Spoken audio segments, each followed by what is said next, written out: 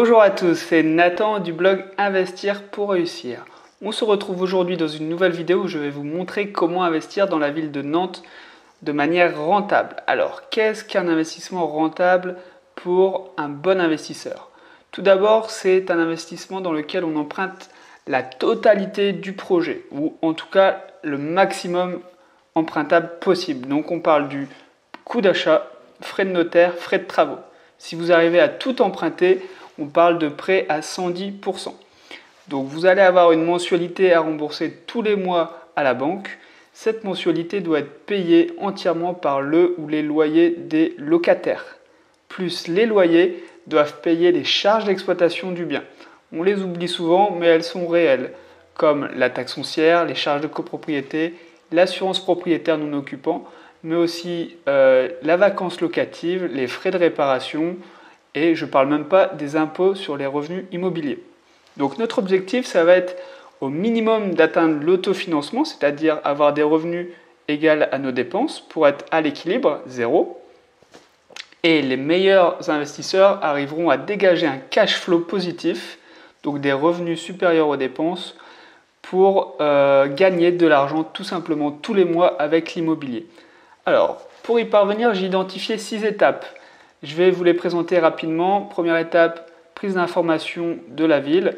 Deuxième étape, l'estimation des prix pratiqués, des loyers pratiqués à Nantes, pour savoir combien on va pouvoir louer notre investissement. Troisième étape, la sélection d'un bien actuellement à vendre sur le marché immobilier de Nantes, donc une étude concrète et sur des cas réels.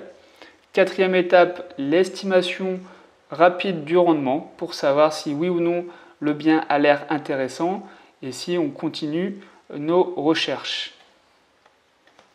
Cinquième étape, ça va être le calcul des mensualités du crédit, très important pour savoir si on arrive à l'autofinancement.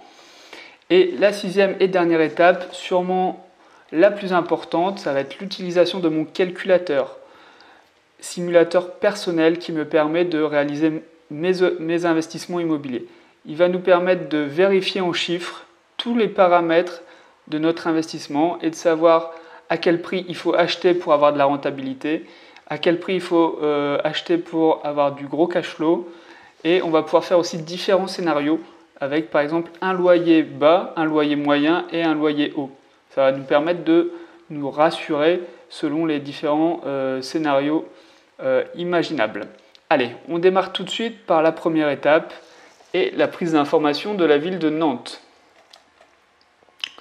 Alors, il faut rappeler que Nantes est la 6e plus grande ville de France en termes de population. Donc forcément, vous allez avoir un marché locatif pour tous les types d'exploitation immobilière. Donc on va survoler rapidement les points de la première étape parce qu'on ne va pas aller en détail. On sait que par défaut, très grande ville de France, dans les 10 plus grandes villes de France, il y a un marché et il y a du monde tout simplement pour louer vos appartements. Ce que j'aime bien regarder, c'est le nombre d'habitants dans une ville. Donc, vous pouvez taper Nantes Wikipédia. On voit qu'il y a 309 000 personnes et 1 million dans la population aire urbaine, donc à proximité de Nantes.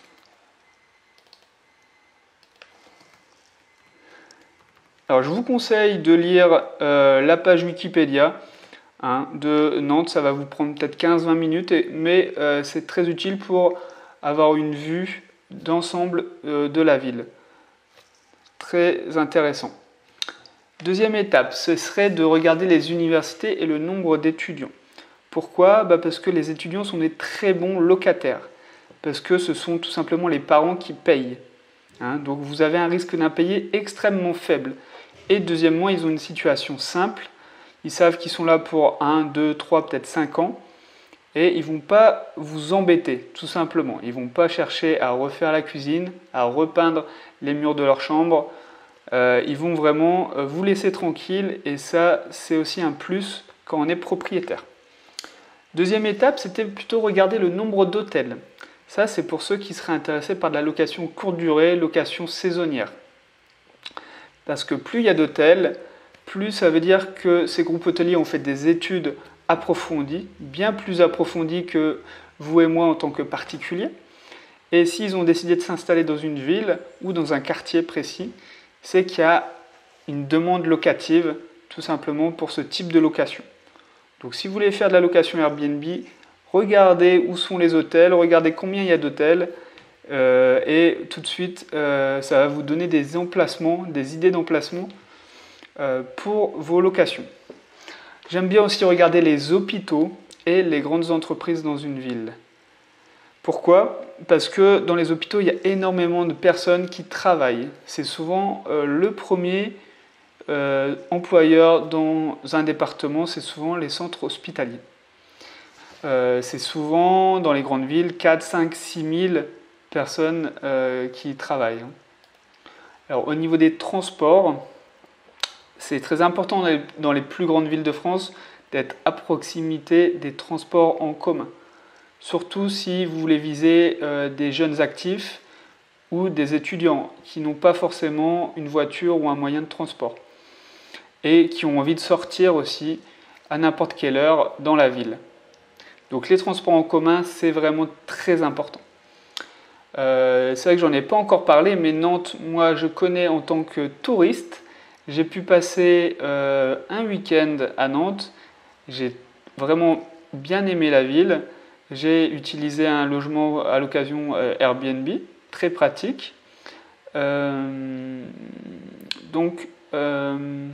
C'était pour vous dire que même si vous êtes débutant, que vous ne connaissez pas le marché à Nantes, récupérez toutes ces informations que je viens de vous dire. Ça va vous en apprendre déjà beaucoup sur la ville. Vous allez connaître les quartiers étudiants, les quartiers peut-être pour les hôpitaux. Et vous allez avoir votre carte de Nantes bien plus précise dans votre tête. Puis le dernier conseil que j'ai à vous donner, c'est vraiment de passer du temps dans la ville de Nantes. Tout simplement. Si vous n'habitez pas à proximité, faites comme moi, passez plusieurs week-ends à Nantes et baladez-vous dans la ville. Constatez la population qui habite dans les quartiers.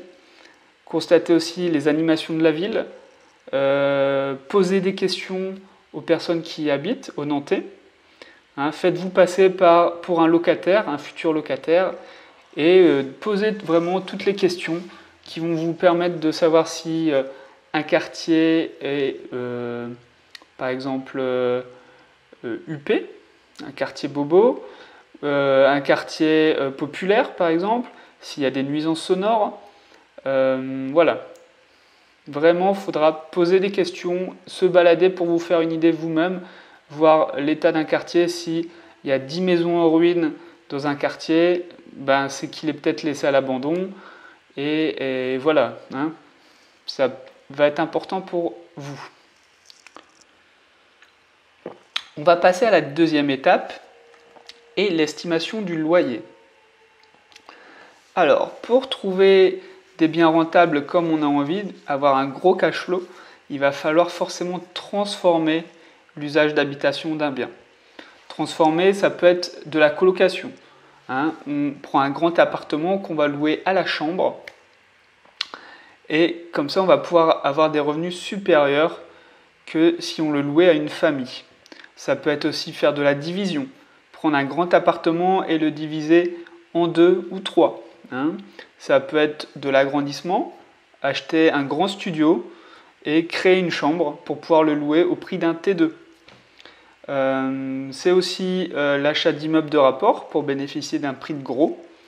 Voilà, ça peut être aussi cumulé, colocation les mois étudiants et location courte durée, par exemple l'été.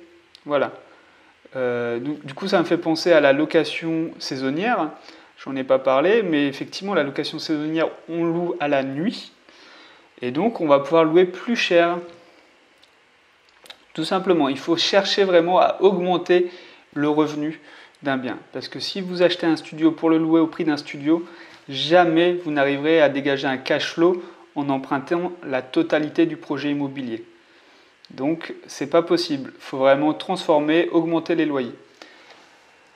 Pour Nantes, j'ai envie de reprendre un peu mon expérience personnelle et partir sur de la location saisonnière, voir un petit peu combien ça pourrait rapporter une location saisonnière à Nantes sur un espace studio T2 maximum hein, pour 2 personnes.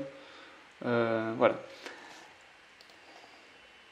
Donc, moi, ce que je vais vous conseiller aussi, c'est de louer à la semaine hein, votre location courte durée pour éviter les allers-retours incessants tous les jours pour changer de locataire, récupérer et transmettre la clé.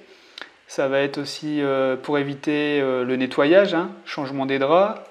Voilà, vraiment pour éviter un maximum de déplacements, je vous conseillerais de louer vraiment à la semaine. Donc, je vais regarder les prix pratiqués sur Airbnb à Nantes.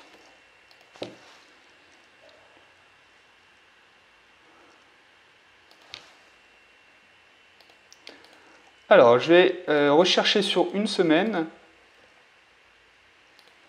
Parce que sur une semaine, des fois, vous avez des réductions. Plus vous prenez de jours, moins c'est cher. Et comme nous, ça va être nos concurrents, on va se baser là-dessus. Je vais mettre 2 adultes.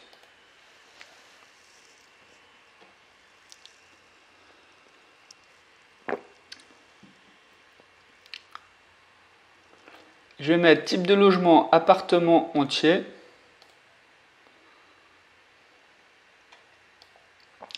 Alors, c'est vrai qu'on a le plan de la ville de Nantes. Si j'avais pas pu... S'il y en a qui ne savent pas où se trouve la ville de Nantes, eh ben c'est simple, c'est pratiquement... Enfin, c'est sur la Loire, donc pratiquement sur l'estuaire de la Loire, hein, si je puis dire. Et sur la carte de France, ben, on est dans l'ouest. Voilà. C'est ici Nantes. J'en profite hein, pour ceux qui ne savent pas. Donc il y a Angers comme grosse ville à proximité. Et puis après, on est sur des villes de Bretagne, Rennes, Vannes. Et au sud, il n'y a pas grand-chose au sud. Bah, c'est La Rochelle au sud. Hein.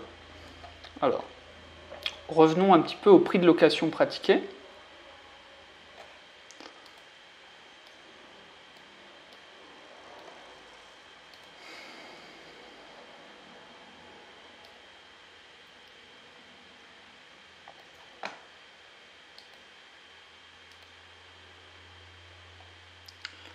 Ok, j'arrive petit à petit. Donc, je vais pas prendre ce bien-là parce qu'il est un petit peu à l'extérieur de Nantes. Celui-ci, pourquoi pas. Donc, c'est 41 € la nuit. Il suffit de noter, du coup, les prix pratiqués. 41 € par nuit. Ici, c'est 42 € la nuit.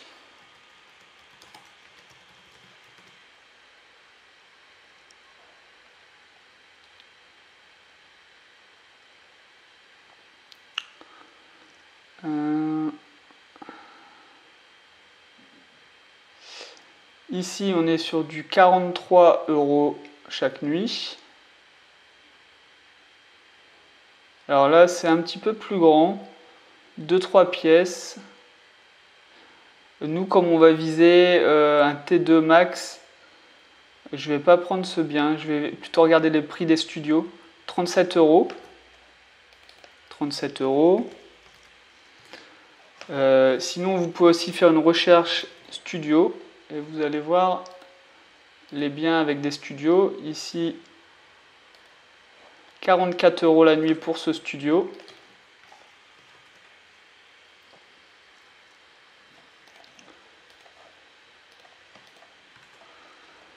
Après, on est sur celui-ci à 43 €, un autre à 46 et l'autre à 53. 43, 43, 46.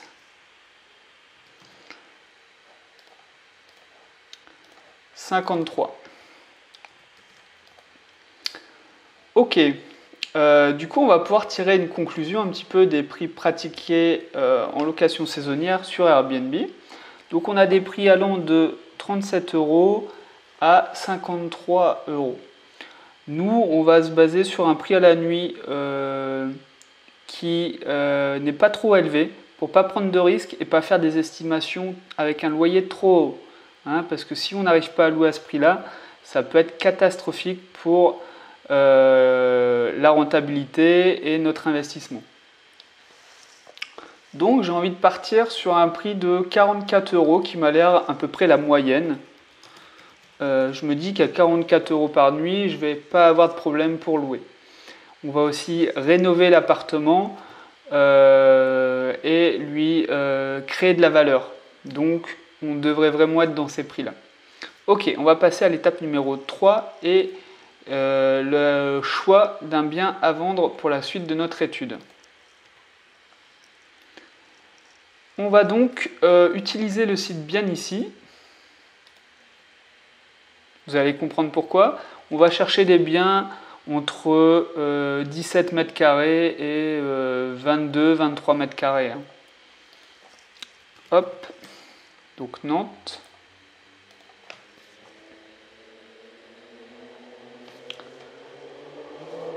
On trie par surface. Donc on va mettre 17 mètres carrés jusqu'à 23 mètres carrés. On va aussi trier après par prix le plus bas parce que la bonne affaire dans l'immobilier se fait vraiment à l'achat. Il faut acheter le plus bas possible. Hein, entre deux investissements identiques mais avec 100 000 € d'écart de prix, vous en avez un où vous aurez de la rentabilité et l'autre où vous n'aurez pas de rentabilité. Vous aurez beau le louer un peu plus cher, si vous achetez trop cher, tout simplement, vous n'aurez pas de cash flow. Donc je vais trier par... déjà, il n'y a plus beaucoup de biens. Donc on va pouvoir regarder un petit peu comme ça les prix pratiqués. Alors, il faut se méfier aussi des biens dans des résidences étudiantes parce que c'est pas du tout le même investissement. En fait, vous le louez au gérant de la résidence étudiante. Donc c'est un bail commercial, ça n'a rien à voir.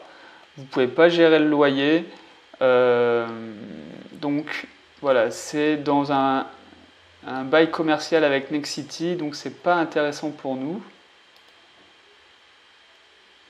Vous pourriez faire le calcul, la différence entre un investissement clé en main et ce type d'investissement que je vous propose, mais l'investissement clé en main, forcément il y a des intervenants, forcément il y a des intermédiaires qui prennent leur marge et vous ne pouvez pas avoir de la rentabilité. Ou alors regardez bien en détail si on vous promet un gros cash flow, c'est qu'il y a un loup quelque part, tout simplement. Hein. On ne va pas vous proposer un bien qui rapporte du cash flow juste en signant en bas d'une page. Hein. Il va falloir un petit peu plus travailler, transformer le bien. Voilà. Alors, à proximité du CHU, voilà, lisez aussi les annonces. Vous allez apprendre énormément de choses sur la ville, qui a un musée, un parc, des commerces à côté, etc. Donc là, on nous parle de résidence sécurisée. Loyer annuel de 3 840 €. On dirait qu'il est du coup loué meublé, avec un locataire. Mais pas sûr, peut-être qu'ils prennent les derniers loyers pratiqués. On est à proximité du tramway, le tramway aussi, on peut le voir, ça c'est génial. Donc on voit le tramway avec Bien Ici, ce qui va nous aider aussi à choisir entre deux biens, à faire un premier tri en tout cas, une première sélection avant d'aller visiter sur place. Donc celui-ci m'a l'air intéressant, on va noter 93 000 €, 18 mètres carrés. Celui-ci après 73 000 €, 72 000 € a l'air intéressant. Donc là c'est un appartement en résidence service hôtelière avec un bail commercial. Pareil, ça ne nous intéresse pas. Alors c'est vrai que les prix sont moins chers, tiens. Bah, sûrement parce que la rentabilité doit être vraiment très faible. Du coup, on essaye d'attirer les acheteurs en proposant des prix faibles. Alors, un autre bien.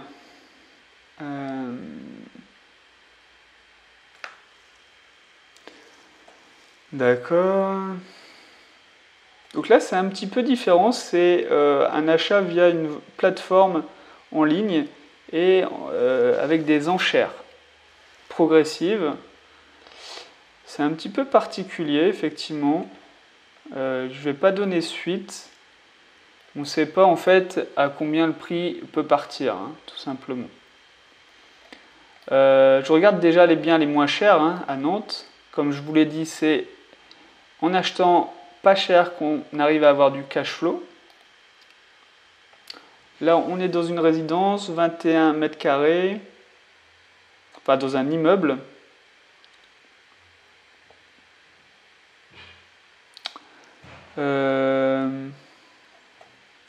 Je vais noter 115 000 €, 21 mètres carrés.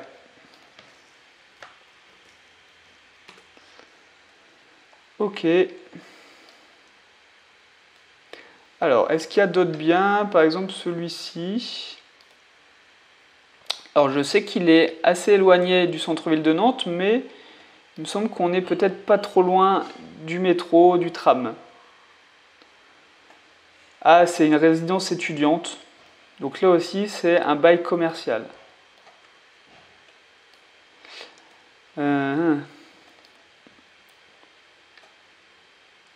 Bon, bah clairement, celui-ci, là, le bien, là, sur l'île en plus, l'île de Nantes, m'a l'air extrêmement bien placé.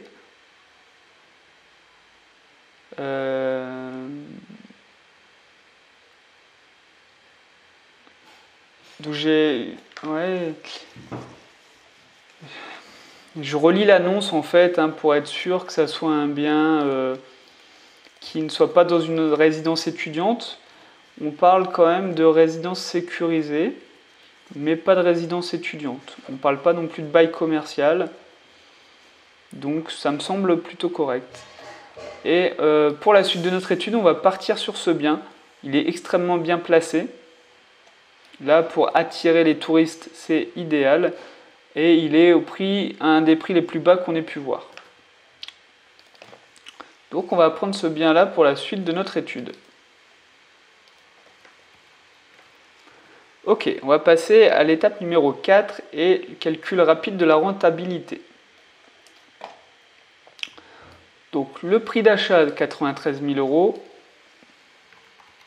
sans négociation pour le moment. Les frais de notaire vont être aux alentours de 8 à 9%, donc ça va être dans les 8 000 €. Les coûts des travaux, là il va falloir faire passer au moins 2 artisans pour avoir 2 devis différents. Ça va être important. Nous on va faire une estimation pour la suite de notre étude. On va se dire 300 € du mètre carré pour des petits travaux à peu près et 500 € pour des plus grands travaux. Même si je sais que dans les villes, les plus grandes villes, les travaux sont en général un petit peu plus chers, donc pourquoi pas majorer un petit peu ce barème. Ok, nous dans l'appartement, ben, j'ai l'impression qu'il va falloir tout refaire quand même. La cuisine va falloir refaire, hein, va falloir donner envie quand même aux locataires, aux vacanciers de venir. Et la salle de bain, à mon avis aussi, va falloir rénover.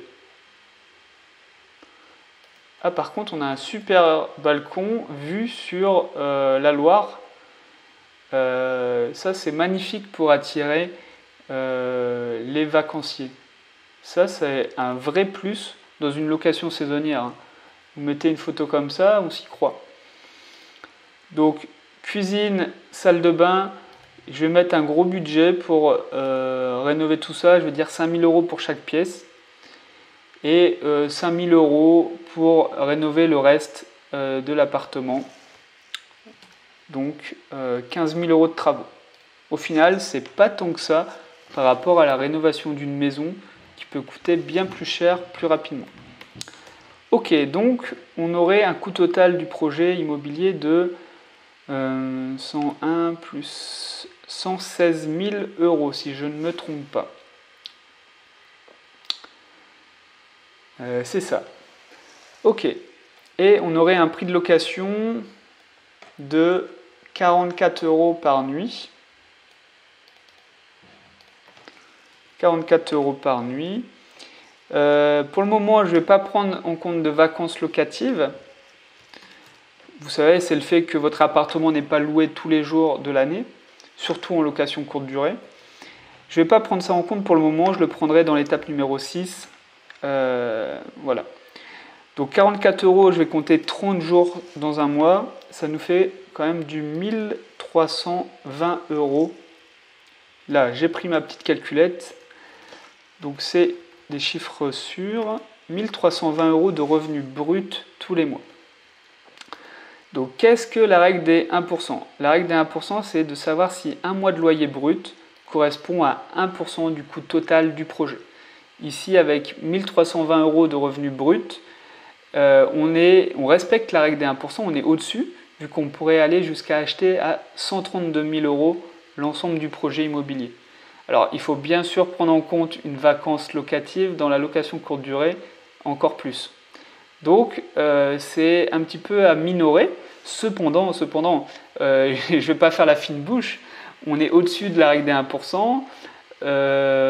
Ça veut dire que c'est un gros cash flow en prévision, très intéressant, projet très intéressant. Il faut aller plus loin dans les calculs. Donc on va passer à l'étape numéro 5 et le calcul des mensualités du crédit. Donc, alors le coût d'achat, 116 000 euros. Ok. Le loyer estimé, donc on avait dit 1320 euros pour le moment brut, vraiment brut. On va avoir beaucoup de charges à déduire. La marge, déjà on va déjà déduire 30%.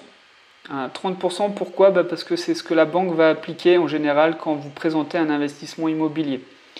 Ils savent que vous allez avoir les charges d'exploitation, taxes foncières, charges de copropriété, assurance, propriétaire non habitant, des travaux et de la vacance locative principalement. Il y a aussi les frais d'agence d'ailleurs. Bref, eux ils utilisent un barème de moins 30%.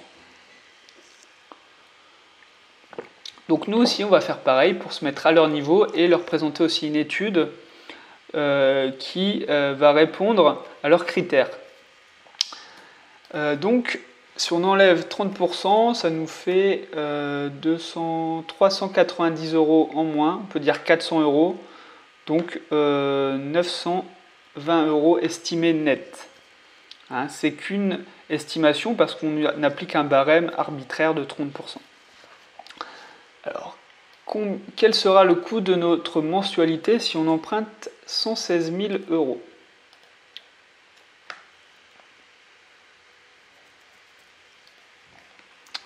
J'utilise la calculatrice de meilleurtaux.com, elle fait très bien le travail. Pour un investissement locatif, je vous conseille vraiment de prendre la durée du prêt la plus longue possible. En général, c'est 20 ans. Certains arrivent à avoir 25 ans quand ce sont vraiment des gros projets. Donc, on va prendre sur 20 ans. Pourquoi sur 20 ans? Pour avoir des mensualités les plus petites possibles et ainsi se rapprocher de l'autofinancement et même avoir un meilleur cash flow tous les mois, gagner plus d'argent. Alors oui, le coût du crédit va être plus élevé, mais ce n'est pas vous qui allez payer le crédit. Ce sont les locataires, l'argent des locataires. Et c'est comme ça qu'on s'enrichit dans l'immobilier, c'est en utilisant l'argent des autres. On va déjà utiliser l'argent de la banque pour se créer un patrimoine et on va utiliser l'argent des locataires pour rembourser notre crédit. Le taux d'intérêt, nous on emprunte la totalité du projet. Il va falloir faire des efforts auprès de la banque et vous n'obtiendrez pas le meilleur taux. Si vous obtenez déjà 1,8, ça sera très bien. Par contre, pour le taux de l'assurance, là, vous pouvez viser les 0,1%. Moi, j'ai obtenu 0,07%. Faites appel à la délégation d'assurance si c'est nécessaire pour aller voir un courtier en assurance et négocier vraiment ce taux en assurance au plus faible. Donc c'est 586 € de mensualité.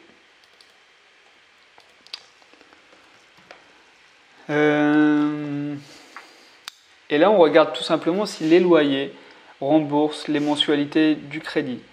Alors, avec 920 € estimés net, on rembourse largement les mensualités du crédit, plus on gagne de l'argent, pratiquement 340 € dans notre poche tous les mois.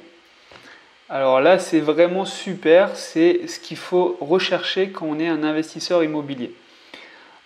Pourquoi ? Vous augmentez vos revenus en fait. C'est comme si vous aviez une augmentation dans votre travail. Donc vous augmentez vos revenus et c'est surtout pour le futur. Ça va vous permettre de racheter d'autres investissements immobiliers. Parce que vous gagnez de l'argent tous les mois et la banque n'a pas de raison de ne pas vous prêter de l'argent quand vous gagnez de l'argent tous les mois. Alors, il va falloir mettre en parenthèse ce cash flow pour le moment estimatif, parce qu'on a fait juste un barème de 30% sur les revenus bruts pour avoir des revenus nets. Et en location courte durée, on a quand même bien plus de charges qu'une location classique. Donc, on va passer tout de suite à l'étape 6 et l'utilisation de mon calculateur simulateur personnel.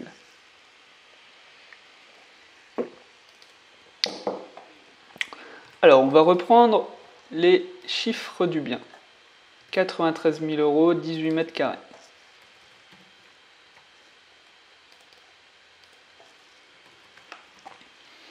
Montant des travaux, on était parti sur 15 000 à vérifier vraiment par deux devis d'artisan.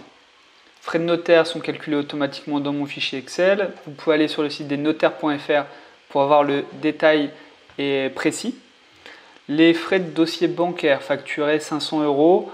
Moi, j'ai provisionné 500 €. On ne sait jamais, mais essayez vraiment de les négocier à 0 €. Hein.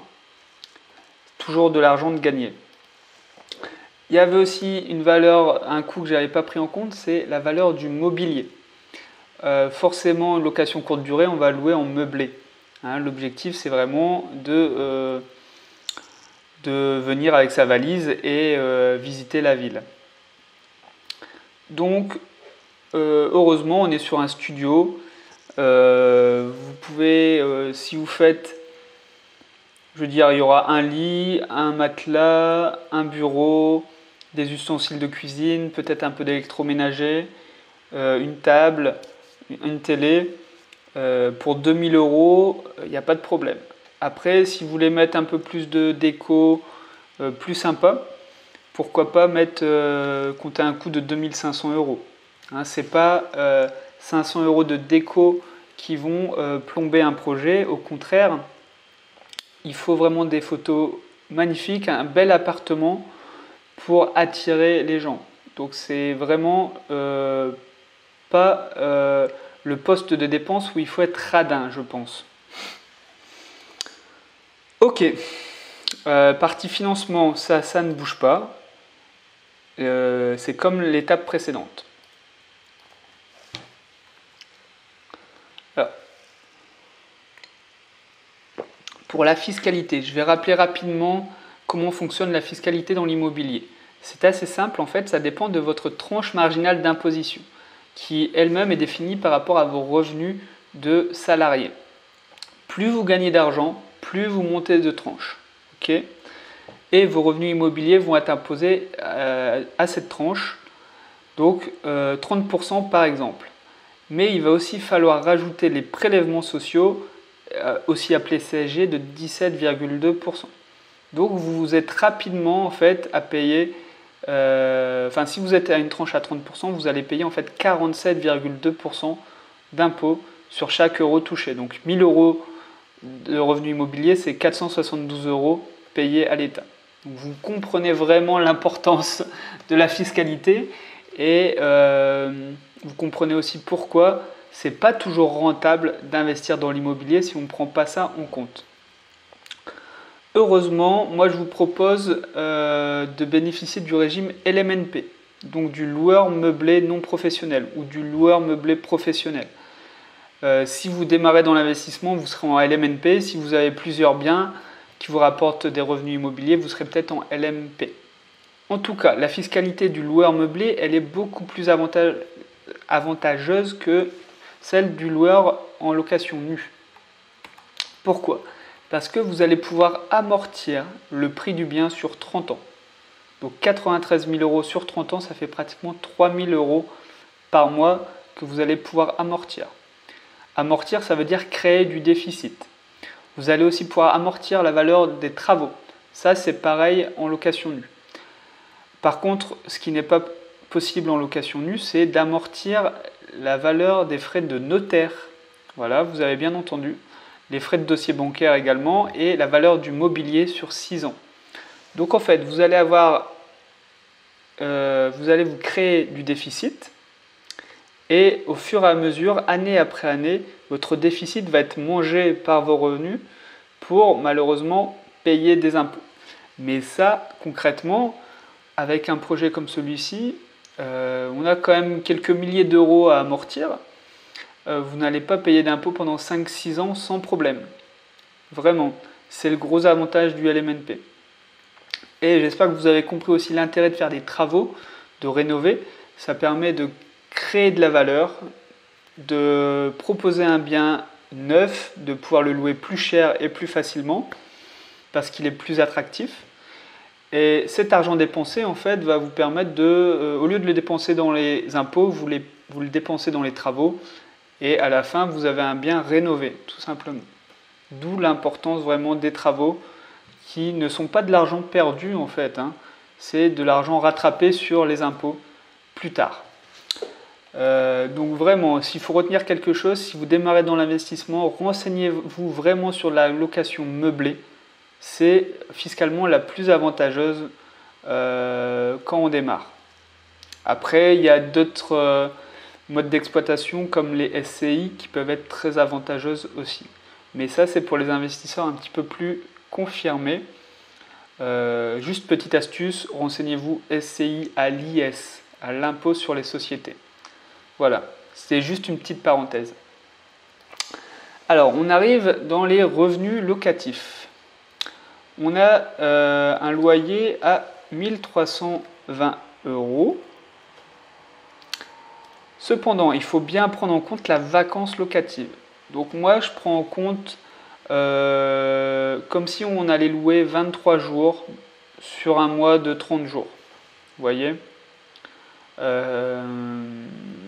c'est une marge qu'il faut prendre, surtout qu'il peut y avoir des éléments extérieurs. Là, je tourne cette vidéo, on est en plein mois d'avril et 2020 et c'est la période, hein, on connaît tous, du confinement.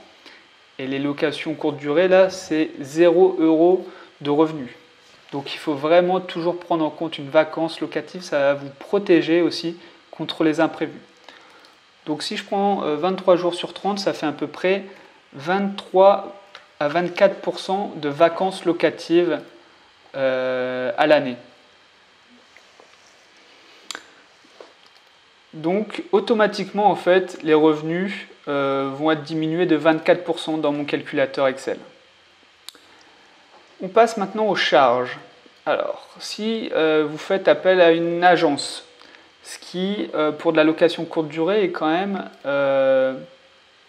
souvent le cas si on veut éviter de se déplacer pour apporter les clés, pour nettoyer, pour changer les draps, etc. etc. Répondre aussi aux questions sur Airbnb par exemple, ça prend énormément de temps. Donc une agence, ça va s'appeler une conciergerie pour de la location courte durée, ça sera au minimum 15% des loyers bruts, plus il va falloir rajouter 3% pour le site, Airbnb en tout cas. Booking, je ne sais pas, mais Airbnb c'est 3% qui prennent sur les loyers des propriétaires. On va regarder la taxe foncière et les charges de copropriété. Ça dépend vraiment de chaque appartement et de chaque quartier. Donc il faut vraiment les demander aux propriétaires. Des fois, c'est écrit dans l'annonce. Ici, on est à 600 € seulement de charges par an de copropriété. C'est très faible. En général, c'est 150 dans les grandes villes par mois. 150 par mois. Là, c'est à l'année. Après, tout dépend ce que comprennent les charges. Hein. Il y en a qui comprennent l'électricité, l'eau, le chauffage. Voilà, beaucoup plus de choses. Ok, 600 € par an, c'est très faible. Voilà, à faire confirmer. Par contre, on n'avait pas le montant de la taxe foncière. Il va falloir l'estimer. Alors nous, la chance, c'est que c'est un petit espace, c'est 18 mètres carrés, donc j'espère que pour 300 €, j'espère que c'est pas plus élevé. À confirmer là aussi. Il va falloir compter des frais de réparation et de rénovation dans votre appartement. Hein. Remplacement de mobilier également. En tout cas, faire venir un artisan, ça arrive fréquemment pour une fuite d'eau, une prise de courant qui ne fonctionne plus. Voilà, toutes ces petites interventions qui coûtent au final très cher. Donc moi, je compte toujours un demi-mois de loyer. Donc ici, à peu près 650 €. Je peux vous dire que ça part toujours, hein, malheureusement. On a aussi l'assurance propriétaire non occupant. Pour un petit studio, 100 €, ça sera le max, hein, je pense que vous allez payer. Et vous allez peut-être avoir des frais d'entrée-sortie si vous faites appel à une conciergerie. Je sais pas. Là, je vais les mettre à 0 € pour le moment. Il faudrait se renseigner. Je pense qu'ils ont tout inclus dans le... Enfin, en général, ils incluent dans le package 15% des montants bruts. Il y a le forfait entrée-sortie. À vérifier. Alors, on a déjà des premiers retours sur investissement. Mais le plus important, c'est vraiment le cash flow. Hein, savoir si vous avez de l'argent qui rentre ou si vous avez de l'argent qui sort tous les mois. J'ai laissé le petit suspense. Le cash flow, il est juste en dessous. Il est bien inférieur à l'étape numéro 5 parce qu'on a pris en compte vraiment beaucoup plus de charges, mais des charges réelles que vous allez vraiment avoir. Mais on est quand même sur un cash flow positif, ce qui donne 87 € par mois et 1000 € à la fin de l'année. C'est quand même une opération positive, je pense. Après, on est sur le premier scénario. On va enregistrer le scénario de base et on va voir comment on peut améliorer ces chiffres.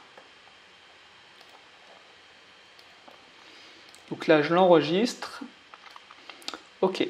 Premier élément pour augmenter le cash flow, ça va être de faire baisser le montant du prêt, donc faire baisser le prix d'achat, et aussi ça peut être faire baisser le montant des travaux. Si vous en occupez par exemple une partie vous-même, c'est peut-être l'occasion de réduire la facture. Alors, pour la négociation, il ne faut vraiment pas hésiter à négocier dur. C'est à vous de fixer le prix pour atteindre la rentabilité que vous fixez. Et ce n'est pas l'inverse, ce n'est pas au vendeur de fixer le prix. Dites-vous bien que c'est vous qui avez l'argent, vous êtes plutôt en position de force par rapport à lui. Et il y a des dizaines de biens qui se vendent tous les jours à Nantes, donc si ce n'est pas lui, c'est un autre. Donc négociez, négociez, vous aurez peut-être 20 refus, mais au 21e bien, peut-être qu'il acceptera. Donc on va négocier 10 000 € déjà de base. Et on peut aussi dire qu'on négocie les frais bancaires à 0 €. C'est toujours 500 € de négocier. Hein. Dites-vous bien en combien de temps j'ai gagné 500 € dans ma vie. Si vous arrivez à gagner 500 € en négociant à la banque pendant 1 heure, eh ben vous avez gagné votre journée, voire même votre semaine. Donc, je vais enregistrer ce scénario. Ok. Et je vais même faire un autre scénario, parce qu'on a enlevé 10 000 €, c'est un peu plus de 10% du prix, c'est pas tant que ça. Imaginons 75 000 € prix d'achat. On achète à 75 000 €. J'enregistre. Voilà. Alors après, pour augmenter le cash flow, un autre moyen, c'est d'augmenter la durée du prêt. Plus vous augmentez la durée du prêt, plus votre mensualité va être faible et plus votre cash flow va être élevé. Vous pouvez essayer d'augmenter la durée du prêt sur 22, 23, 25 ans. Certaines banques acceptent pour du locatif. Ça dépendra de la banque aussi. Certaines banques vont être bloquées à 20 ans. Voilà. Ça peut être aussi négocier le taux d'intérêt, bien sûr. Cependant, comment dire, ça ne va pas jouer tant que ça sur les mensualités du crédit. Et vous, l'important, c'est vraiment de vous faire financer à 110%. Et donc, c'est un peu plus dur à négocier le taux d'intérêt. Faites vos calculs, vous voyez que ça ne changera pas grand-chose de baisser de 0,2 points, par exemple. Alors, une petite astuce, c'est plus intéressant de négocier le taux de l'assurance du crédit que le taux nominal du crédit. Je vous le dis rapidement pourquoi, parce que le taux de l'assurance est calculé sur le montant total emprunté. Donc ce montant total emprunté ne bouge pas pendant 20 ans, alors que le taux nominal est calculé sur le montant du capital restant dû. Et comme vous remboursez au fil des années le capital restant dû, le taux s'applique sur la baisse du capital restant dû et du coup vous payez moins cher. Donc il vaut mieux faire baisser 0,1 point en taux d'assurance qu'en taux d'intérêt nominal. Ok. Alors, un autre moyen aussi d'augmenter les revenus, c'est bien sûr d'augmenter le loyer. On peut faire une estimation avec un loyer de... Donc là, on était sur 44 €. On peut partir sur 46 € par exemple. Juste augmenter 2 € en plus la nuit. Donc 46 € x 30, ça nous donne 1380. 1380 €. Ça n'a pas l'air tant que ça, mais ça peut faire la différence entre un projet en déficit et un projet qui rapporte du cash flow. Donc loyer 46 €. C'est une estimation aussi à faire. Ça va vous permettre aussi de comprendre dans les chiffres l'intérêt d'augmenter les loyers ou d'avoir des loyers élevés. Alors bien sûr, on ne va pas faire une estimation avec un prix de la chambre à 80 € si ce n'est pas réaliste. Rien ne sert de se faire rêver parce que la réalité vous ramènera tout de suite justement à la réalité. Le dernier moyen pour augmenter ses revenus, c'est de diminuer les charges. Donc ça peut être ici de gérer par vous-même, tout simplement. Alors je ne suis pas forcément fan parce que s'occuper par soi-même de ses investissements, on est tout de suite très vite très occupé. On n'a plus de temps pour acheter d'autres investissements et d'autres appartements, faire d'autres investissements, on n'a plus le temps parce qu'on s'occupe de ces appartements. Donc ça va vous limiter tout simplement dans la suite de votre quête de liberté financière. Donc je ne suis pas forcément fan, par contre, pourquoi pas les premières années pour se faire une idée, pour aussi avoir un meilleur cash flow, pour gagner plus d'argent tout simplement au début, et aussi se rendre compte du travail que ça demande. Donc imaginons qu'on enlève les frais de conciergerie et on se retrouve juste avec les frais de Airbnb. Donc, je vais mettre sans agence et on va comparer les scénarios entre eux. Grâce à mon bouton magique. Alors, qu'est-ce que ça donne? Moi, je regarde que le cash flow. Enfin, si, le calcul du rendement brut et net, ça peut être intéressant, mais comme je l'ai dit, c'est vraiment le cash flow le plus important. Ce que vous allez avoir tous les mois dans votre poche. Alors, on voit les différents scénarios et le cash flow qui augmente petit à petit. En négociant 10 000 €, déjà, on augmente de près de 50 € le cash flow par mois. Ça fait 600 € à la fin de l'année. Ok. Là, si on négocie encore 8 000 €, on est à 188 € de cash flow. C'est quand même pas du tout la même opération que sans négociation. Là, avec un loyer qu'on augmente de 2 € seulement par nuit, eh ben, on passe de 188 à 225 € de cash flow.